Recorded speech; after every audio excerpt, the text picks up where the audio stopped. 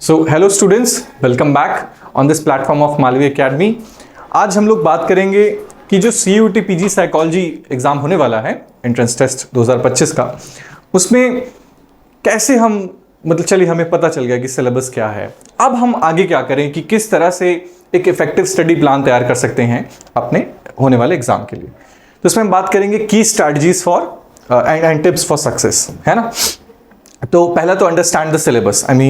जो हमने पहले वीडियो एक अपलोड किया है, अगर आपने देखा होगा सिलेबस से रिलेटेड, तो उसमें हमने एक सिलेबस के ओवरव्यू को बात की कि हाँ ये सारे सिलेबस के टॉपिक्स हैं, ये कुछ इंपॉर्टेंट टॉपिक्स हैं टू बी फोकस्ड ऑन, और इन चैप्टर्स को हम लोग ध्यान में रखेंगे। So understanding the syllabus as in कि सिलेबस का ओरिएंटेशन क्या है, एक चैप्टर दूसरे चैप्टर से कनेक्टेड है, किस तरह कनेक्टेड है ये जानना। और ऐसा नहीं कि जो है एक चैप्टर अगर हमने पूरा पढ़ लिया तो दैट इज द एंड, नहीं। देयर आर सर्टेन एक हायर ऑर्डर थिंकिंग स्किल्स कहते हैं ना, हॉट क्वेश्चंस, तो वो हम उसको समझें ताकि एक डेवलप कर पाए पर्सपेक्टिव क्वेश्चंस को सॉल्व करने का सिलेबस ओरिएंटेशन के टर्म्स में। So understanding the syllabus, then break down the syllabus into manageable units. जैसा मैंने याद कीजिए आपने, मैंने 12th चैप्टर है जो NTA ने सिलेबस दिया है, उसमें 12th चैप्टर को मैंने 2 सेक्शंस पे डिवाइड किया, एबनॉर्मल साइकोलॉजी का अलग, क्लिनिकल साइकोलॉजी का अलग, जिसमें हम लोग साइकोथेरेपी की बात करेंगे। तो मैंने मैनेजेबल यूनिट्स मतलब उन 2 चैप्टर्स को अलग अलग किया। जैसे एक चैप्टर है लर्निंग एंड मेमोरी, हम लोग उसको भी 2 अलग अलग तरीके से देखेंगे, लर्निंग अलग देखेंगे, मेमोरी अलग देखेंगे। Both are related, both are intertwined, but will see in different ways. Identify key topics from each chapter. अब फॉर एग्जाम्पल जैसे जो तुम्हारा लर्निंग वाला चैप्टर है, उसमें जो रीइंफोर्समेंट शेड्यूल्स हैं बहुत इंपॉर्टेंट है ना। जो तुम्हारा इमोशन वाला चैप्टर है, उस इमोशन के चैप्टर में various theories of emotion are important. So इस तरह से की टॉपिक्स जो हैं वो हर चैप्टर की हमें पता होनी चाहिए, ठीक है। और प्रायोरिटाइज करें हाई वेटेज टॉपिक्स। तो हाई वेटेज टॉपिक्स हम कैसे आइडेंटिफाई कर पाएंगे, थोड़ा सा जो प्रीवियस ईयर क्वेश्चंस हैं उनको थोड़ा सा देखें, आइडेंटिफाई करें। अच्छा ये एरिया मुझे लग रहा है कि हाँ इससे ज़्यादा क्वेश्चन आ रहा है, इसको हम देख सकते हैं, ओके इस तरह से। अच्छा, इंटेलिजेंस की सारी थ्योरीज बहुत इंपॉर्टेंट है, ओके इंटेलिजेंस चैप्टर का थ्योरी वाला सारा सेक्शन बहुत इंपॉर्टेंट है, सारी थ्योरीज, है ना। तो इस तरह से हमें देखना होगा। Define your goals. देखो अब बहुत सारी बातें बहुत बेसिक्स होती हैं कि हमको सबको पता होता है, कि आपको भी पता है, मुझे पता है कि हाँ ठीक है ऐसे करना है, but feedback is important. Feedback क्या, हम ये जो डिस्कस कर रहे हैं यहाँ पे एक तरह का फीडबैक है। फीडबैक क्यों इंपॉर्टेंट है, तो एक स्टडी हुई थी, उसमें ये पाया गया कि फीडबैक कैसा भी हो, चाहे पॉजिटिव हो चाहे नेगेटिव हो, ये बहुत हेल्पफुल होता है इन परफॉर्मेंस को इंप्रूव करने के लिए। आप बहुत अच्छा परफॉर्म कर रहे हो, कैसा भी कर रहे हो, लेकिन अगर आपको फीडबैक नहीं मिल रहा है ना, तो आप उस पोटेंशियल पे, उस लेवल पे परफॉर्म नहीं कर पाओगे एज कंपेयर टू उस इंडिविजुअल के जिसको फीडबैक मिल रहा हो, इररिस्पेक्टिव ऑफ पॉजिटिव और negative. So feedback is important to improve the performance.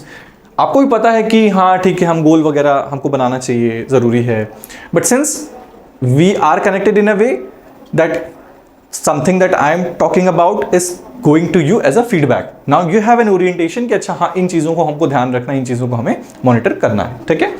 So set realistic and achievable daily and weekly targets. ऐसा नहीं कि एक ही दिन बैठेंगे पोथी पत्रा लेके और फरिया देंगे पूरा, ना, don't do that. So you have to create chunks and then prepare a strategy plan in a way कि तुम सब चीज़ें कवर कर पाओ gradually over the period of time, so that revision, retention सारी चीज़ें पॉसिबल हो, ठीक है। Divide your time among reading, revision and practice tests. So देखो पढ़ लिया सब, है ना, लेकिन रिवाइज नहीं किया, रिवाइज भी कर लिया, टेस्ट नहीं दिया, टेस्ट भी दे लिया लेकिन टेस्ट का रिवीजन नहीं दिया, और टेस्ट को किस तरह अप्रोच करना है ये नहीं किया। तो ये सारे कुछ बेसिक्स शॉर्टकमिंग्स हैं जो जनरली इंडिविजुअल्स करते हैं, जिसके कारण उनके लो स्कोर्स आते हैं। बीन देयर डन दैट, तो मुझे पता है कि वो पिटफॉल्स क्या हैं, that is why mentioning you here. Next is ensure balance between theory heavy and application oriented chapters. So for example, there are certain chapters which are very much theory driven, and there are certain chapters which are very practically written. For example, जैसे हम abnormal psychology की बात करते हैं, तो you cannot just go around with the theory itself, है ना, unless you develop that practical aspect ना, practical perspective कि अच्छा अगर 2 साइकोलॉजिकल डिसऑर्डर हैं, so they will appear very similar unless you have a practical example. Practical मतलब live demonstration तो हो नहीं सकता, but in a way that you visualize the difference कि अच्छा हाँ अगर किसी को ये डिसऑर्डर है, ए डिसऑर्डर है तो इसमें इस तरह से हो रहा है, और बी डिसऑर्डर है तो इसमें इस तरह से हो रहा है. So you have a orientation, you have a perspective, you have a vision around that particular disorder. So ये हो गया प्रैक्टिकल. ऑल्दो थ्योरी तो सब में है, इवेंचुअली थ्योरेटिकल है, but you have to have that particular practical acumen कि हाँ ये डिस्टिंग्विशिंग फैक्टर है इन दोनों में. जैसे हम शेड्यूल्स ऑफ रिइंफोर्समेंट की जब बात करते हैं तो उसमें वो डिस्टिंग्विशिंग फैक्टर आपको सोचना होगा कि अच्छा टाइम और रेशियो की बात हो रही है ना, अमाउंट प्रपोर्शन की बात हो रही है. इस तरह से हम देखते हैं.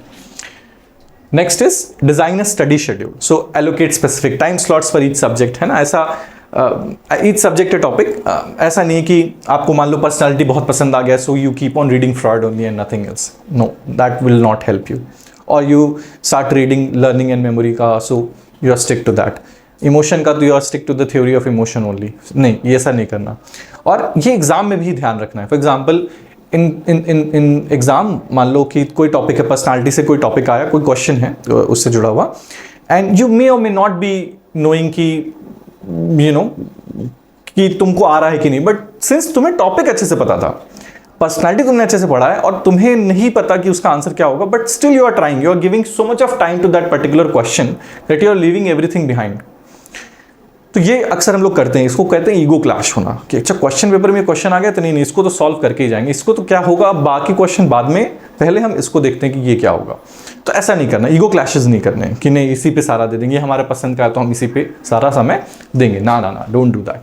सो give due advantage, due time to every paper, every topic, and जितना उसकी ज़रूरत है. फॉर एग्जाम्पल जो सिलेबस की शुरुआत के 3 चैप्टर्स हैं, they don't require much time, but they require genuine specific time slots that you must give, that you must allot to them. ऐसा नहीं कि हिस्ट्री ऑफ साइकोलॉजी पढ़ने बैठ के तो हिस्ट्री पढ़ रहे हैं, है ना, ऐसा नहीं. स्पेसिफिक टाइम पढ़े, 3-4 क्लास लिया, done, that's it. Ensure at least 2 to 3 hours of dedicated study each day. Include regular breaks to avoid burnout. से basic psychological principles हैं, recency effect, primacy effect, है ना, अवॉइड बर्नआउट. सो हमें ध्यान रखना है कि हम किस तरह से अपने आप को रेगुलराइज कर सकते हैं in order to improve our efficiency. So prioritise important topics. Basics की बातें वही मैंने बोला, तो बेसिक्स है, nothing very hi fi I am talking about here, है ना. जो होगा हाई फाई बातें वो क्लासेस में होंगी, that is something to be dealt with later on. यहाँ पे हम बहुत बेसिक बातें कर रहे हैं कि हमको ध्यान रखना है कि फोकस करना है कुछ टॉपिक्स पे जो कि जैसे लर्निंग एंड मेमोरी है, इंटेलिजेंस की थ्योरीज हैं, पर्सनालिटी की थ्योरीज हैं, साइकोलॉजिकल टेस्टिंग में रिलायबिलिटी, वैलिडिटी, नॉर्म्स क्या है, इनमें डिफरेंट डिस्टिंग्विशिंग चीज़ें क्या हैं. अब नॉर्मिंग अगर हम करते हैं तो क्या है, what if we are doing the norming, what is the most important things that we are trying to target, that you are trying to get is the mean and standard deviation. अगर हमें किसी particular data set का mean और standard deviation मिला है ना, तो हम नॉर्मिंग कर सकते हैं, नॉर्मिंग आइडेंटिफाई कर सकते हैं. ठीक है, तो इस तरह से एक कंसेप्चुअल आइडिया होना चाहिए हमारे दिमाग में. ठीक है, रिलायबिलिटी की बात कर रहे हैं तो कोरिलेशन होना चाहिए, है ना. कौन सा कोरिलेशन, प्रोडक्ट मूवमेंट, है ना. तो इस तरह से एक आइडिया हमारा क्लियर होना चाहिए जब हम टेस्टिंग की बात करते हैं. फिर स्टैटिस्टिक्स फॉर साइकोलॉजी. अब मैंने ये जो बातें की, प्रोडक्ट मूवमेंट, मीन, मीडियन, ये सब क्या है, this all comes under statistics for psychology. Now when it comes to statistics for psychology, तो देखो सिलेबस में किसने अच्छे से मेंशन है, देखो ये होता है कि ध्यान देना चीज़ों पे. लिखा है statistics for psychology. It is not that आपको स्टैटिस्टिक्स पढ़नी है ओवरऑल, है ना. Statistics in its own self is a particular discipline ना, एक सब्जेक्ट है, एक विषय है सांख्यिकी.